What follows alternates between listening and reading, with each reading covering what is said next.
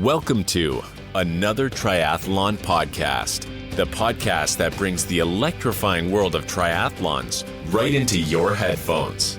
Journey into captivating conversations, share the excitement of race recaps, enjoy the humor only a triathlete would understand, and join us as we debunk myths and bring you the bare, thrilling truths of the triathlon world.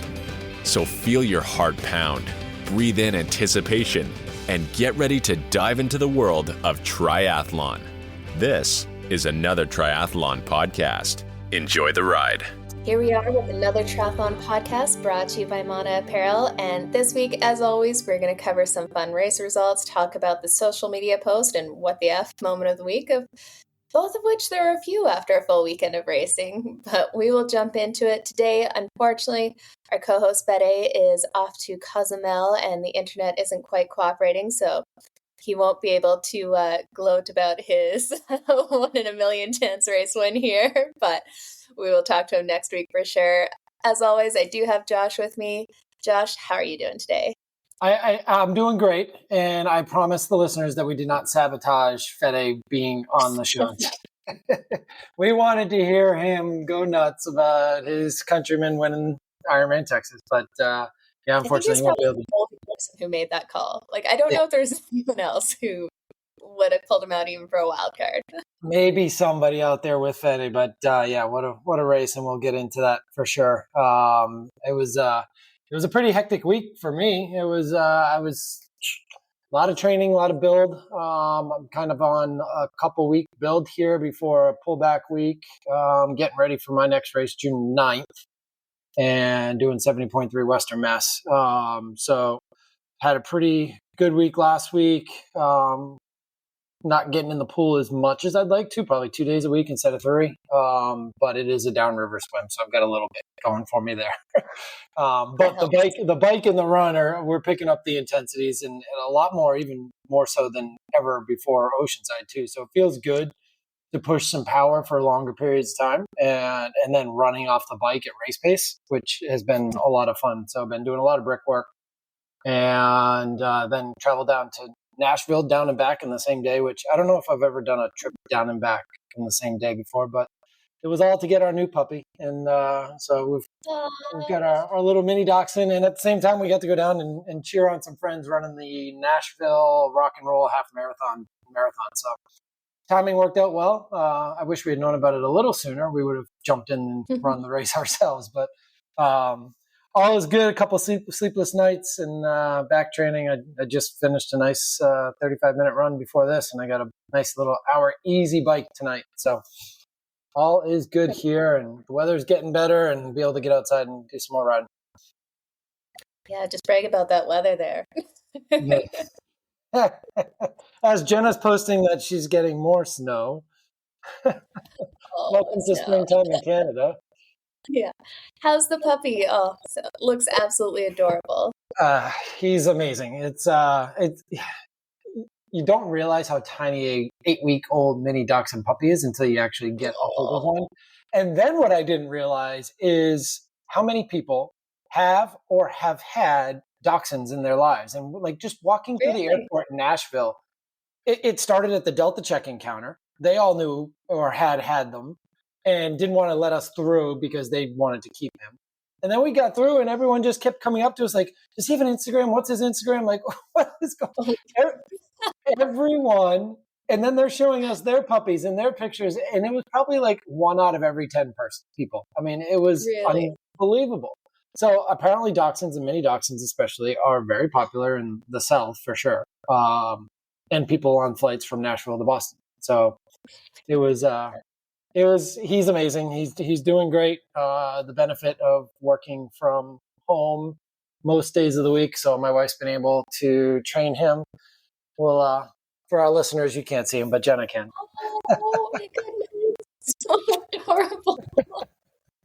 So this is Lincoln Dockett Vernon. So Lincoln is, my daughter loves history, so he's named after Abraham Lincoln, Link from Grey's Anatomy, and Link the sausage dog. So, and then Dockett's our last dog's name, so he's in honor of him too. So Yeah, we are Oh, extremely happy. He's already doing well at sleeping at night in the crate. We had one rough night, but other than that, he's already doing well, and we're off and running with the training. that is awesome to hear. And oh my goodness, way too adorable. I can't even stand it. I'll definitely have to post pictures up on the account there so people can see. Oh, so Absolutely. tiny. Yeah, yeah. He's a whopping 3 pounds right now. So that was his vet weigh in. But it definitely changes how we plan for things going forward too. It's like we had that nice little 5-6 months without having to worry about pet sitting and having a cat. We just have somebody come check or make sure there's enough food and stuff for the cat. But having a puppy changes the game a little bit. So Yep. Definitely makes it a little bit more challenging, but sounds like it's worth it. for sure, I'm about to post my race schedule for the rest of the year. Put together a reel about that. So we've got a lot of planning ahead to do and a lot of travel. But That's how about awesome. you? How was your race that you told us about last week, and how's the weather up there? Yeah, that one I kind of forgot about till my coach mentioned it. So super ready to go. No, it was really awesome. It's kind of fun. The race directors are good friends and stuff, and the office building that I lease out there is one of the sponsors of the event. So Packet Pickup was in my office building, which was amazing. So I had to walk like 5 steps to pick up my packet, which super convenient. Love it. Definitely got very distracted chatting with everyone about the race and geeking out on endurance sports in general. So that was fun. But yeah, race day. This was supposed to be kind of a little test race to see where the fitness is, and it went horribly. Like, that was probably the worst race I've had in quite a while. Well, in a very long time. Doesn't make me like 10Ks anymore. I didn't like them before. It's been about like 12 years since I've raced a 10K and a few years since I've even raced just a running race. But in between the snow, we had a few days of nice weather, and apparently that kicked up some spring allergies. And yeah, went out there.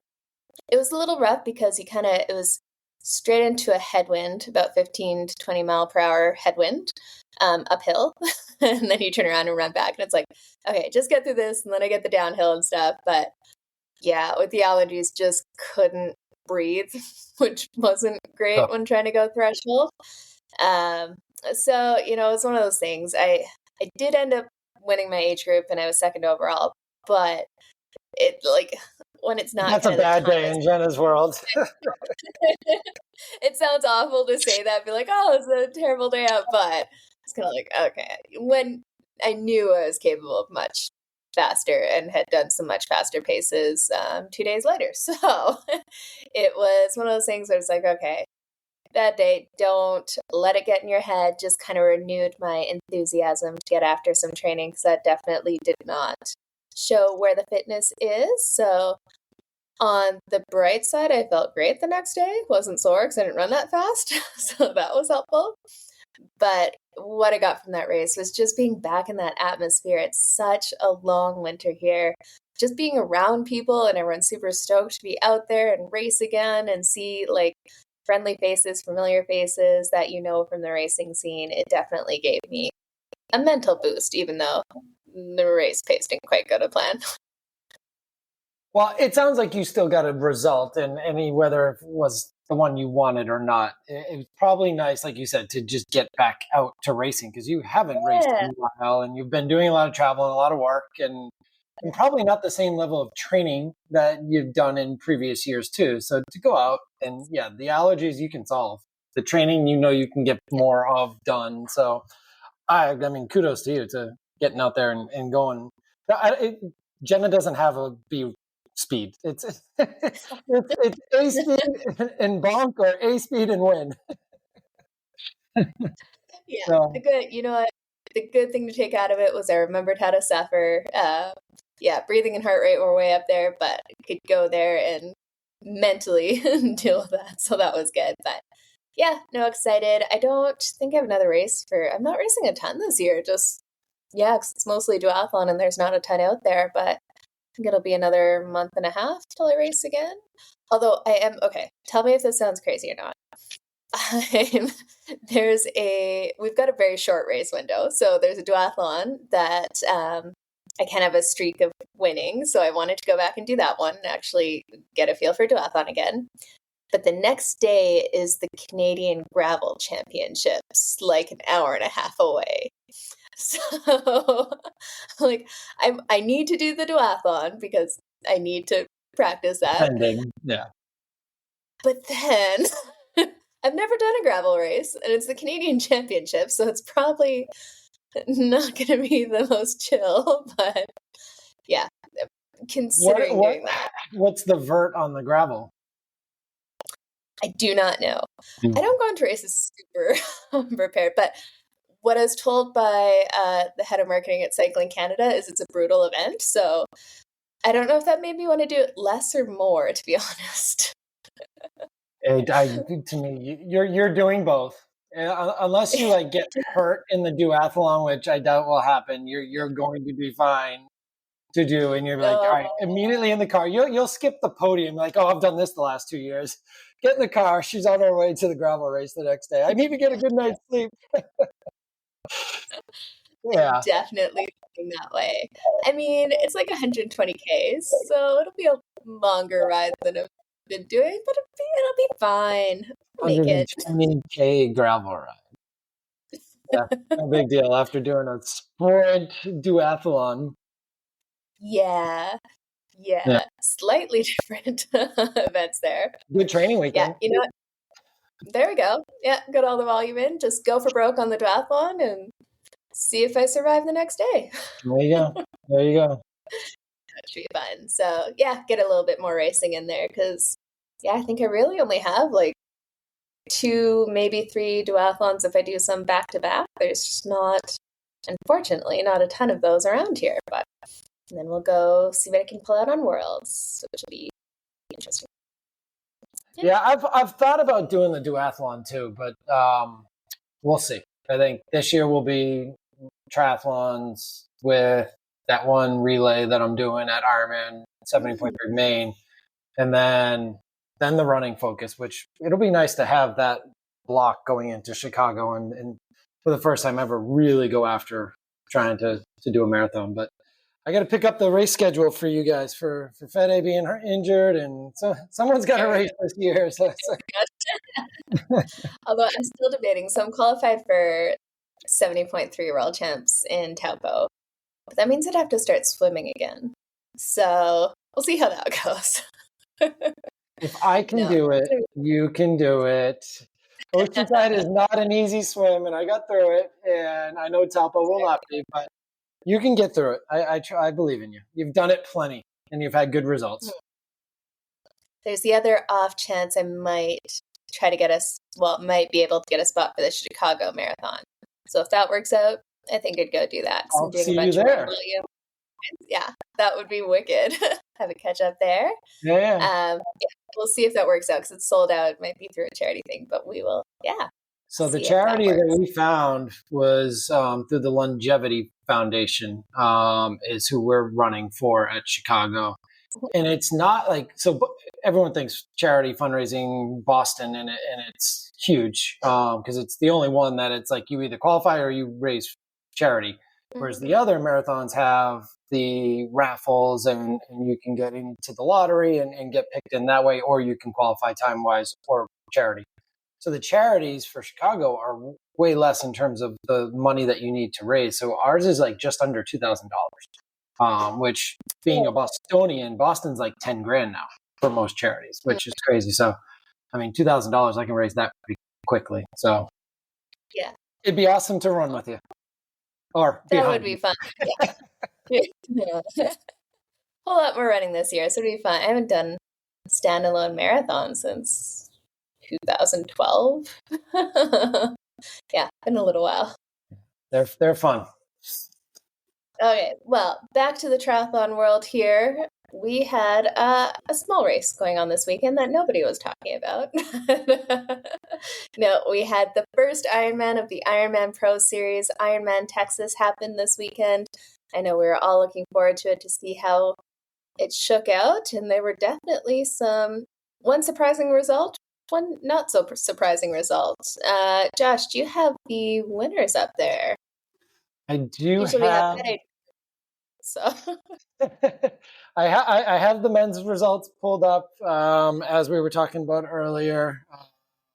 What a performance, start to finish. I mean, Tomas Fernandez he had a great swim and held on through the bike and then just came roaring through the field on the run. And it looked like it was going to be a Matthew Marquardt. It looked like my pick was going to hold on yeah. and take the He was race. doing so So man, he good. was crushed the bike ride and just putting time. Like it was so cool to see. He had a massive gap off the bike. Yeah, he had a big gap off the bike, and I mean, he pushed a lot of power on that bike, and from all accounts of it, and we had a number of mono people racing, and I've seen a lot of the pro accounts, and that headwind was legit. Like they did not feel like they were moving at all, and it definitely helped some of the stronger riders get some gaps. And it was hot, it was humid, but it seems like a lot of people were ready for that. It's just, I think they weren't ready for pushing power on the bike and then having to run in that type of conditions. Yeah. And that's so hard, just even mentally, when you know, like when you feel like you're not going anywhere heading into those block headwinds. It's just rough. And so many people kind of give into that tendency to put out too much power just because they know their momentum's down. They're thinking race mode, let's go. Just brutal to deal with that. Although it would have been a fast ride back. It is true. I mean, it goes both ways. And they definitely pushed the power coming back when you had that opportunity to do so. And but coming off the bike and then the run's a 3-loop run. So you tend to get a good idea of where you stand or how you're holding up. And man, a whole bunch of the pros had to walk on both sides of the field. And one of them ended up winning, even though she was walking. But Tomas came out of nowhere and looked good. Ran a course record marathon. Outran Patrick Lenga, who was coming, but he still outran him. And kudos to Patrick Lenga. Shows up at Oceanside, gets a result. Shows up to Ironman Texas, finishes second, and now leads the Ironman Pro Series for the season. So. The other piece of this that we got to keep reminding people about is this is a season-long event now too. But winning an Ironman gives you a ton of points and leapfrogs you a long way. So Tomas is right up there on the leaderboard. What an amazing performance! First Mexican to ever win an Ironman, full Ironman too, which is really cool. And we saw him coming last year, and he's had some good results in the 70.3 and. Betty said it. Watch out for him. And there he was. Ran out at like 7 pace. Like to watch him running in that first 10K was just, you're thinking there's no way. Like he just looked like he was sprinting down a finish line. Yeah. But he just kept going. Yeah, he slowed down, but not by a ton. Like I was just waiting for that explosion, but there was a post where they put up like his the 5K splits that you'll see in like a marathon or something. Well, they did it for the marathon of this Ironman, and I mean these were like people's like goal dream PRs. 5K, 5K, and it wasn't until like the last 10K did it get like human. And and by the way, this guy just swam 2.4 and biked 112 miles and pushed that. So, but he wasn't alone. Patrick Lang ran an unbelievable race, as we're used to seeing him do. And he shows he's around, and he's going to be a big force to reckon with in this Pro Series if he can stay healthy, right?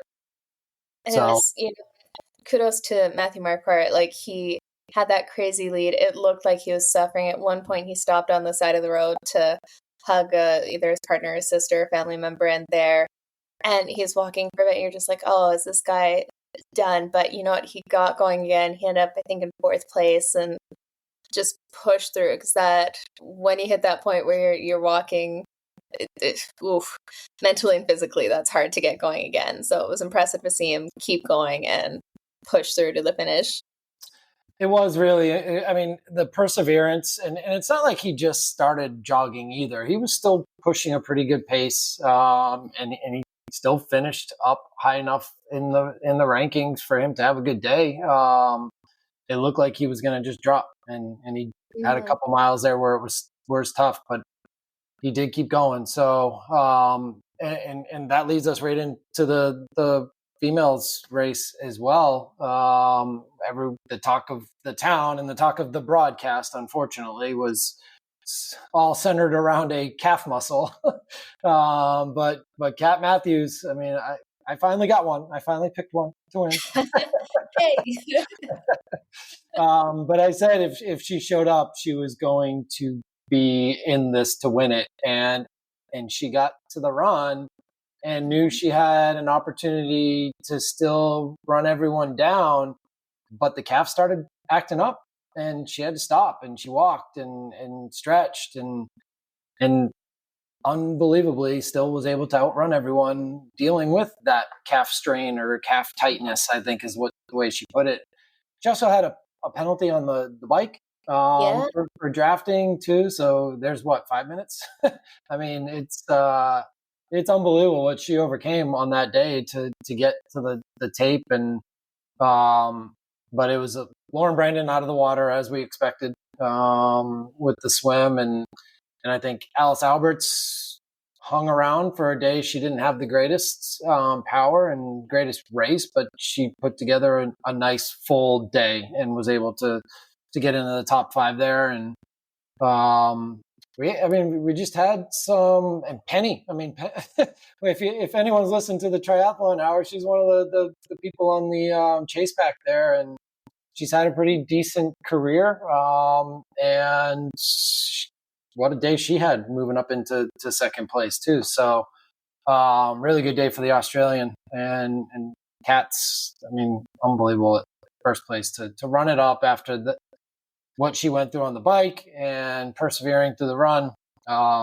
Just kind of what you expect from her. And that, I think I saw somebody post, I think it was Alice Alberts posted too, like the average age of the top 10 females or something like that was like 35 years old. So kudos to everyone for just still getting after it. But yeah, I don't know. What was your take? It was so fun to see Fenella Langridge kind of pushing it at the front all along in there, rocking awesome Mana apparel kit, have to say. But I was just hoping to see her get it done. That was my pick for the week. But she is dialed in on the bike now. We did some aero testing stuff down in Texas, and she just looks so good in that bike position. She definitely has some wicked aerodynamic setup there, but and she had a good swim. I mean, she came out right in that chase. I mean, it was like probably 5 of them right behind Brandon. So they were all together coming out of the water. And yeah, like you said, Fenella had a great bike, had a great start to the run, and there you went. And started walking and again persevered and got through and finished. And by the way, we were talking about that overall season series. Fenella Langridge is now number 1 on the female pro series for now, which is awesome to see. It's just great racing in there. But you know what? Kat Matthews definitely ran away with it. We had Kat Matthews in first, Penny Slater in second, Lottie Wilms in third, Hannah Berry fourth, and Alice Alberts in fifth there. Yeah, it just sounds that heat and the humidity really mix things up. We had a few people on both the men's and women's side just dropping out. I think that bike cooked a lot of people. And then the heat and the humidity on the run, it didn't look too hot because it was mostly cloudy for a lot of it. But that's when that humidity just kicks up and makes it even harder out there. You're almost hoping for a bit of a breeze. Yeah, and what was it? Joe Skipper had a rough day. Again, somebody who... Yeah, and he DNF'd on the run. So yeah, so that was impressive. Yeah. And then did the beer mile. The important race for the weekend. Come on. Yeah. Still dialed in. He's not going to forget that. Yeah. No, it was definitely fun to see in here. And I think we're up for some very interesting racing over the next little while. And I'm sure a few changes up at the top of those pro rankings. One thing I actually do like, we criticize Ironman a lot on the broadcast and stuff, and I will say, holy ads, there's ads constantly. But one thing I did like was once the winner crossed the finish line, they started that points countdown. So for the Ironman Pro Series, every second you are behind the person who wins is a point gone. So it was kind of fun to see those points counting down from 5,000 backwards to see, okay, how many you're gonna get in at. Yeah, I thought it was also cool too. After Kat finished, here comes the male age group winner, and nobody was ready for it. They were kind of waiting for for Penny to come across second, and there's Kat like just trying to figure out what's going. Oh wait, there's an age grouper who's winning. Got a little camera time there. Made it across. Oh, although the one thing with Texas, those draft packs looked stupid bad. Like Flat ride. Edwin, it just, it's frustrating seeing that. Like that's another form of cheating. Like, I'm not doping, but if you're riding in some of those packs, that's as good as you're not giving yourself your own personal challenge, and you're taking a spot or a result away from someone else. So, and it sounds like there are tons of crashes too, because you have all these age group athletes on TT bikes in the wind with cracks on the road, all bunched together. If one person goes down, it's a train wreck. Yeah, and it definitely is. And I think there was the other piece of it too, and Kat has talked about it and not wanted to talk about it, but why am I getting a penalty? Was it for drafting? I assume it was. But when you're in kind of those headwinds or in this accordion type of field and people passing and you're dropping back, you're gonna be in the draft zone for a second or two. And it sounds like some of these people were in for like 1 or 2 seconds and we're still getting penalized instead of, okay, give them a chance to drop back out and give them 4 or 5 seconds. And then, okay, all right, you didn't get back out fast enough. But it sounds like there's not many answers being given either when they are getting penalties too. And I know this is something that's always been the case, but I mean, it doesn't take much to give an explanation. And when Race Ranger's in play, the data's there. And I think that's been some of the complaints too. Like, we've got the data, why not use it? So I think that's the hope. And after we had our conversation with Race Ranger, I think that is to come. They're not there yet. But it was good to finally see it up and running in an Ironman event with the big pro field. So hopefully it only gets better. Yeah, and you know what? Like, you think, especially with Race Ranger, now that you know exactly where it is and the officials can see exactly where you are, like, wouldn't you just stay a little farther back? Like, stay, maybe not within the green zone, within the blue zone, so that you're still, like, close, but not at risk of going into that draft zone, because that's just it. It makes it easier for the officials in that way. If they see red, maybe they just make a snap decision right away. And can't totally fault them for that, because technically that's the rules kind of thing. But if I were one of the pros, I'd be going a little further back just to make sure you're not getting into that zone. But what I find funny is the complete contrast between T100 that has never given out a penalty ever, and now Ironman is all about the penalties, it seems like. Yeah. And it definitely sounds like you got some pros learning too, because a lot of them haven't used Race Ranger, and they're like, wow, that's what 12 meters is, or that's what, I mean, so just learning how far that distance actually can be or how short it is. Some people think it's longer or shorter. So it goes both ways there. And it could help some people. And I think they even said that when we had Race Ranger on, there are a lot of people who are never in the draft zone and don't take advantage of the ability to draft a little bit. And if they're dropped to 15, 20, they're not getting the benefit that they could get. Yeah, no, definitely. Well, hopefully we'll see more of that, get that more dialed in. We know they're collecting that data, but it'd be fun to see a little bit more of that as well. You got to wonder if they're starting to look at some of that information afterwards and start to target, hey, we see this athlete is regularly within that red zone for more time than they should be. Be curious to see if they start to target people a little bit. And I think that was the one thing they did mention on the podcast, was that is the information that they've transferred over. And like, look, this is who's in the zones way too much, and it's abnormal. And share that information with Ironman, share that information with T100 officials so that they are watching for it. But we haven't seen anything on the T100, that's for sure. No. We've seen red light consistently on the T100, nothing. You can see it on the TV. We have not seen it from the officials. Oh man. Well, we had some other racing happening this weekend. We had Challenge Taiwan, I guess in which Challenge Taiwan, we can just talk about the winner on the females. I mean, if you haven't seen, Els Visser raced again. She's going with the crazy schedule of back to back to back, Mhm. where she finished third in Singapore in T100, and then she won a 70.3 race last week, and then she backed that up with a win in Challenge Taiwan this week. So a third and two firsts. That was her sixth race of the year. She's got 6 Unreal. podiums and 3 wins. Podium, yeah. Like seriously impressive. So it's really, really impressive to watch what she's done, and she hasn't been in triathlon long. I mean, she's making quite the rise. So we'll see where the rest of her season goes, but she is probably going to take a little break here and start training again after the 3-week stretch there. But impressive stuff in Taiwan for sure, and all in the heat too. Yeah, every race was hot. Yeah, so we had Els Visser in first, Alanis Siffert in second, Lottie Lucas third, Samantha Kingsford, and Cassie Heaslip in there for the women's side. And then, I have to say, I did not watch this one go down, but it looks like we had on the men's side, Jack Moody took the win from New Zealand.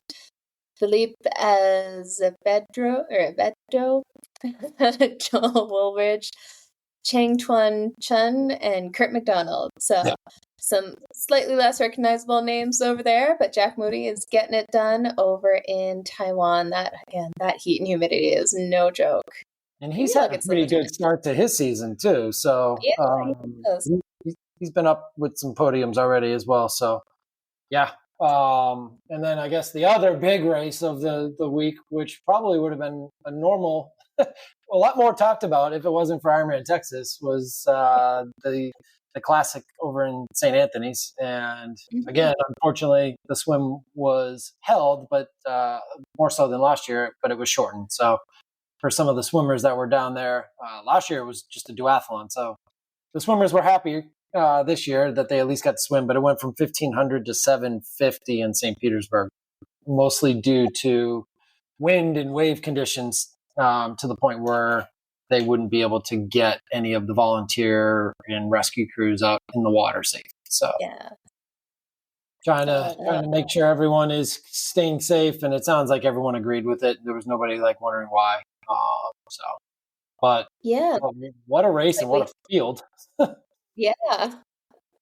On the men's side, it went the Shark, our friend Mark Dubrick, followed closely by another friend of the pod, Chase McQueen, and then Nicholas Quinnett, Matt Sharp in fourth, Jason West in fifth, Eric Lagerstrom in sixth. So some names that we're all familiar with right there, 1, 2, 3, 4, 5, 6. And Dubrick again with another one of those non-traditional 70.3 wins and back to his ITU days. And man, he had a great swim, and he pushed some crazy power on the bike, and nobody could catch him on the run. And it sounds like Jason West had a flat on the bike with the last 5K to go. So maybe that would have changed some things in the top 5.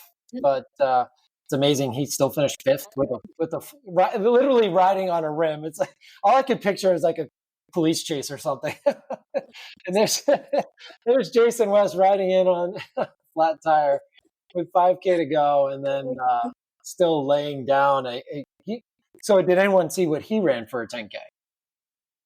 29:59 10K. A sub 30 10K off of a swim and a bike. And yeah, he was 2 minutes back in fifth place, and really cool to see Eric Lagerstrom back out racing in the triathlon world. I know a lot of his stuff's going to be focused on Paula this year and in the Xterra world and off-road stuff, but it was good to see him back racing and running, and it sounds like he had a good race. But I saw his recap, which was kind of sad. It's like he's like, I don't know how much more I'm going to be doing this, and you can almost see some tears in his eyes. So at least in terms of road race triathlon, it sounds like his hip is really just not getting better. But Yeah. it was tough to watch that recap that he gave. But really cool to see Dubrick up there again, and his fellow teammate Lisa Vacheris took home the win too. So real tri squad with another double podium. Crushed the podium there. And Lisa was followed by Victoria Lopes, Kate Curran, Kristen Marchant, and Valerie Bartholomew at the top 5. So really cool stuff, and that race means a lot to a lot of people. It's kind of like you talking about going back to your duathlon that you've done. This is one of those races that the pros just love going back to do year and year again. It doesn't matter what their calendar looks like; they try and find a way to fit that race in. Yeah, and they're one of the few where they still have some decent prize money for an Olympic-ish distance race in there too. So it's cool to see that there's not a ton of non-draft Olympic distance out there these days. So it's fun to see something a little bit different, and yeah, some great results from the real tri squad. That's impressive. I think I saw a post. This actually could have been my post. I didn't even think about it, but it might have been just a story. But Dubrick put up, I think Lisa threw down a 56:15 bike, which is crazy fast on the bike, but she had like a top 10 Strava segment too of all time, so like male or female. It's like, nice. So man, she was pushing power on the bike. So I guess we all knew. I mean, she's still coming back from her injury, but hasn't been able to run as much. But man, first place and a crazy 56:15 bike split, which is amazing. Seriously impressive there. Oh, so good. And then we've got some racing coming up, but we will chat about that in a minute. First, we'll jump into what did you actually choose for your social media post of the week?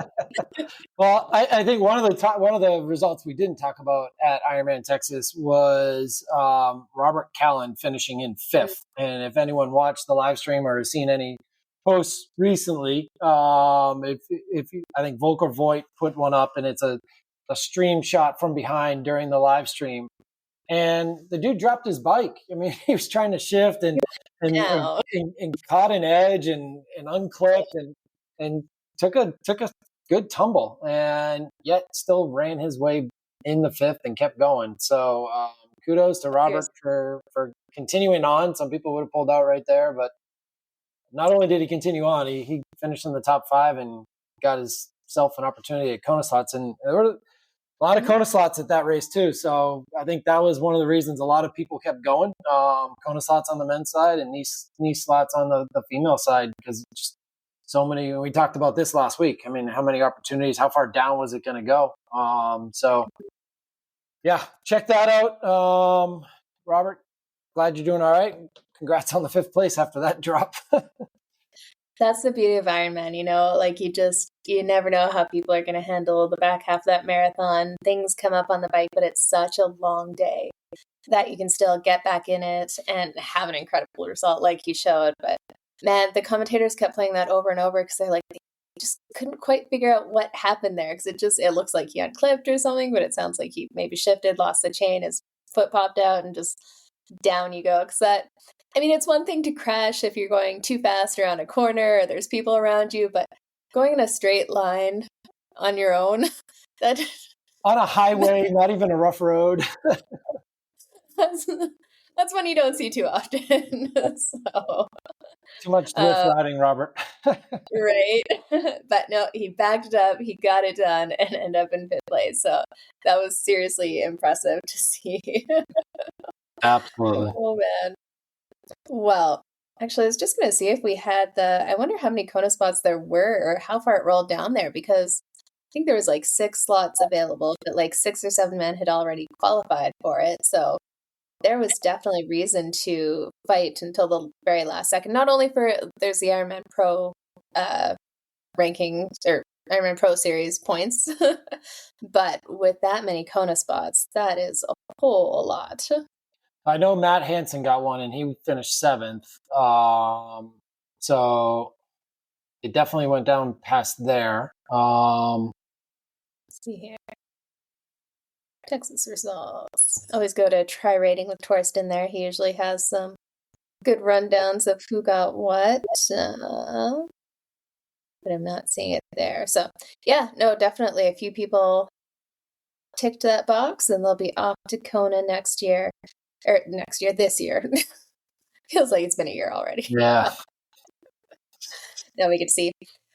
Well, definitely go check out that post. It's posted around on a few accounts. Some of the other ones that were kind of funny to watch and we were kind of talking about before was the difference in run form at that Ironman. Matthew Marquardt, I loved picking you, but man, you made it difficult to watch you run. I saw a bunch of memes like me. Oh, look how I need to learn how to run how the pros. They all run so smooth. And then the pros. You know what though? He's still moving with that arm kicking out there, but just I think it was really the juxtaposition of like seeing him run and then having Tomas like take over. It was a stark contrast in running form for sure. Yeah. But he muscles through it and gets it done. As we've seen with Lionel Sanders and stuff too, it does not need to look pretty to go fast. Just gritting through it, and that mental and physical grit is impressive. Yeah. Kudos to you for being able to get through a marathon running like that. Well, that brings me to our what the F with the previously mentioned Lionel Sanders. Unfortunately, he put out a video about this. It looks like he ended up getting a stress fracture in his ribs. And you watch the video in the first part, he's thinking it's just like a tendon or muscle issue and stuff, and he's pretty confident it's going to get back. And knowing what the actual situation was, it was a little sad to watch him saying, yeah, no, we're confident. It's no breaks, no fractures, anything like that. And then he got the test and it was fractured. So disappointing for him, and yeah, kind of sad to see there, but almost impressive that you can get a stress fracture in your ribs swimming. That's a new one to me. Might have had a little bit to do with the fact that he had a crazy good all-out race at Oceanside and then decided to hop in the pool and go at a all-out swim the next day. He didn't just go for a swim. He didn't go for a recovery swim. He went for a probably 6, 7, 8K hard swim and did that the day after Oceanside. So it sounds like that's when it started. But he kept swim, bike, running. I think he took 2 days off in all of this and then finally got an MRI result that's going to knock him out 6 weeks or so, it sounds like. But Kona's still there. Yeah, still got enough time.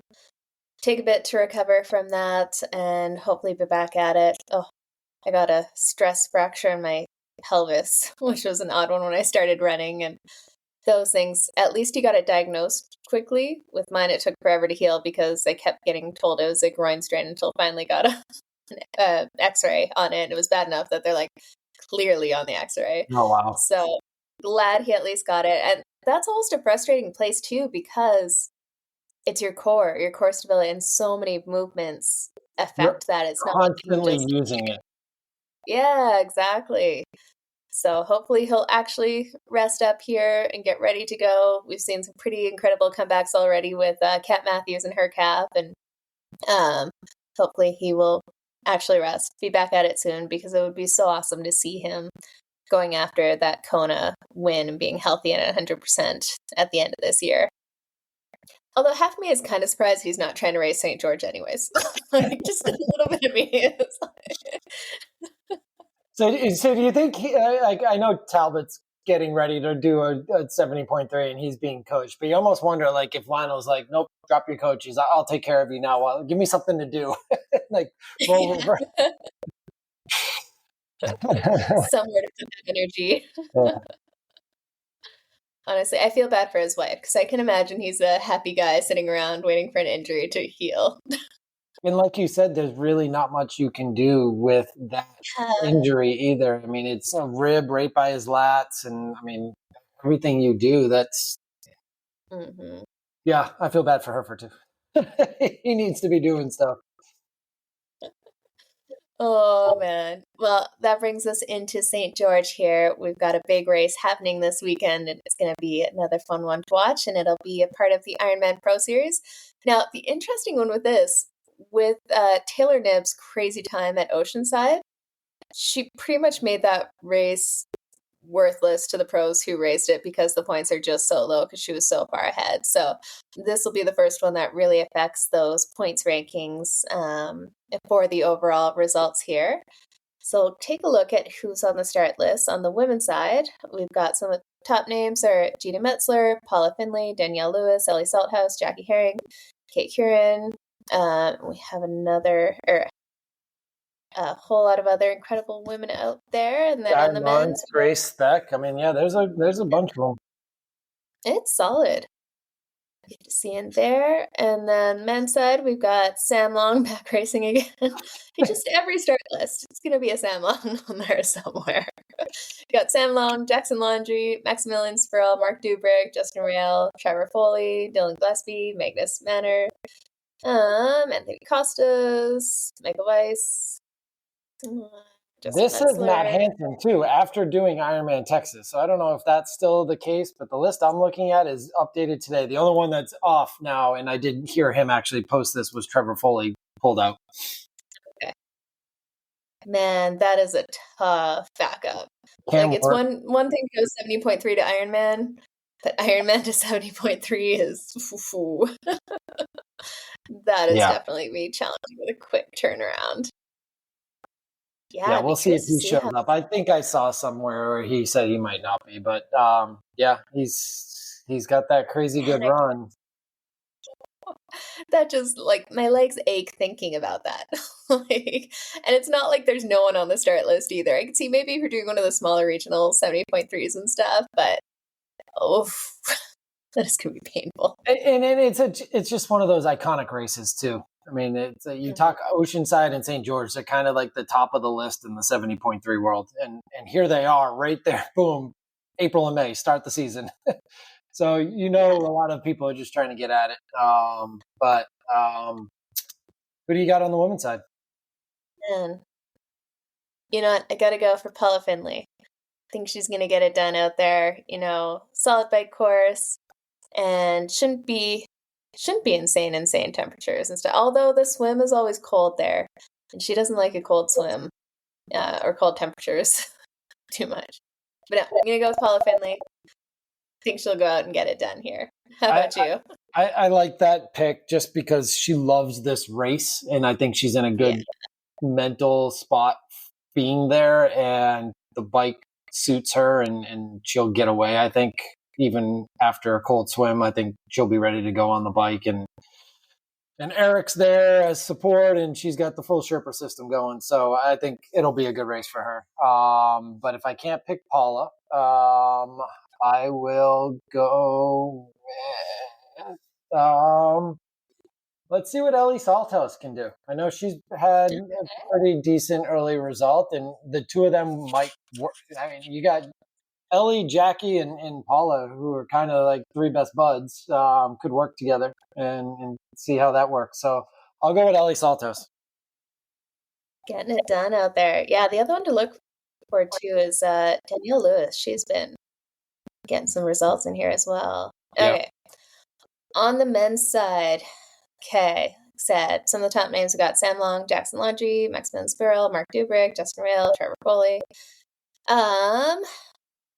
You know what? I'm going to go for a Canadian double. I am feeling Canadian double this weekend. Jackson Laundry. You got to go get it done. And Jackson off of some wind tunnel or velodrome testing. And so it seems like he's getting even more locked in. He's like a step above the the velodrome testing. He's using the same thing that I'm using right now. That machine. Yeah. Aero sensor. I'll be talking more about that as I start testing. Interestingly enough, he had the same result that I had in there too, that we saw with Lionel as well. He lowered his aero bars, the angle of them, and saw a faster CDA in there. So that it's interesting to see we're seeing a lot more triathletes getting that kind of result these days, when really that kind of scorpion position, the arms high in front of your face, looks a lot faster, but now we're really starting to see with the aero testing that it's not for a lot of people. Yeah. So it is interesting because you're right, because everything recently has gone higher and more comfortable and find that as but now back down we go again. So if you can handle that position for 56 miles or 112 miles, then yeah, it'll be interesting to see. But I'd love to go with Dubrick in the back. I'd love to go with Dubrick in the back-to-back, but I cannot not go with Sam Long at a race that he's already previously done very well at. Yeah. He is the defending champ, right? So, and he just seems happy. Happy. Sorry, choking on a race he doesn't drinking a protein shake. He's got a new house. He's a homeowner. He's a baby. He's eating steaks and chicken too. He's in a good headspace and a good mood all around. And listening to other people talk about him too, he's always happy at races all the time. No matter you don't catch him in a bad spot.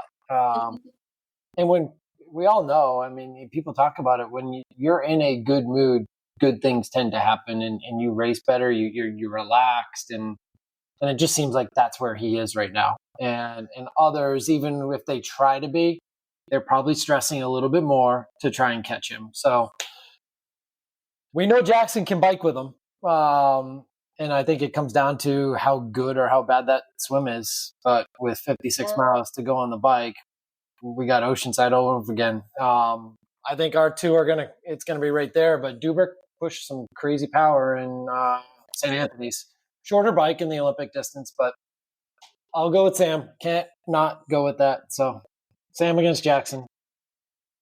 Fair enough. Hopefully, I would love to see a showdown in there. That's what we need. Some super close racing to the very end, just battling it out. That is what makes it so much fun. So hopefully we'll see some close battles this weekend, because we know the Ironman coverage will only cover the first person in front. So hopefully we'll have a couple up there to make it interesting. You're not going to see Cam Moore or Robert Wilkowaki, unless they surprise us and move all the way up. I have no idea what's going on behind the front person. Yeah. But looking forward to another weekend of racing going on. It's going to be fun to watch. And we have a little break until the next T100 series event too. So there'll be some more Ironman races in between, or Ironman Pro Series races in between. So I'm looking forward though to that next T100 in around Alcatraz. Yeah, the beginning of June, right? So yeah, and we're trying to line up our special guest for episode 50, and I actually heard back from Josh Amberger, so maybe Ash might be coming on. So we'll see. If you want to get in before Ash gets in as our 50th guest, let us know. Yeah, I'm debating going down there to spectate that race and catch up with some people there. That'd be a lot of fun. I got to do that race one of these years. I've worked a lot with the course director there, so I'm like, I need to. Yeah, you don't want to go sign up for Taupo and do your but let me just jump in the cold waters of San Francisco and swim from a boat to the shore. Check, bucket list. Yeah, just like to suffer, That's me starting the campaign to get Jenna to go to Taupo. There we go. Oh, no, it should be good. That one will be fun to watch. And I'm curious to see how the results change up, because the first two races in the T100 were super hot and humid. This isn't going to be that. Yeah. So it'll be really, really interesting to see. And see who shows up on top there, because it's just going to be a gritty, grindy kind of race. And after this week in St. George, this is a big week in St. George for Mark Dubrick too. Don't forget that, because he's still trying to state a case to be allowed in T100 San Francisco as the defending champ. So back-to-back weeks with wins could really go a long way to helping his case. And we know Alistair's probably not going to be in San Francisco, right? There's going to be a few of the guys that aren't there that have done both races. Mm-hmm. No, fair enough.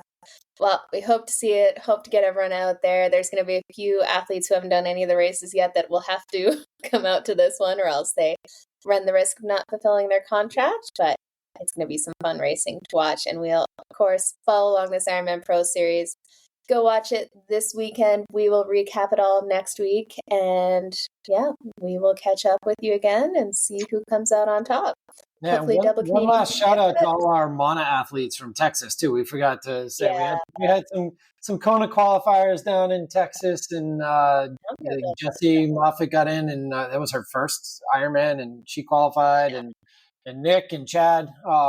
Kudos to you guys, great days, and Matt with another PR Ironman race. So with a hand that was completely bludgeoned on the run after he went Superman into a railroad tie or something, but. Great race by everyone, and Philip and Rodrigo. Awesome to just track everyone when you're part of a team like that. Mm-hmm.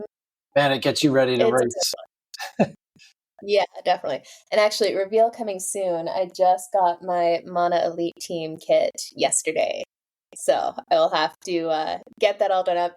And got my new bike all built up as well. So a couple reveals coming this week or next. We'll see when I can do some Instagram my reels custom magic. suits in transition on the way here too, so I should finally get my tri suit, and it sounds like our wetsuits are coming too. So my next race is going to be all systems go. Be locked and loaded. Yeah, if you guys don't know, Mana Apparel does custom one-off tri-suits. If you've got a design in mind that you want, anything you want, we can make it happen there too. So go check out manaapparel.com and you can do that there. But otherwise, thank you as always, Josh, for joining me here. It's fun to geek out on triathlon, and we will look forward to watching St. George this weekend and see what else pops up. Awesome. Have a good one, everyone.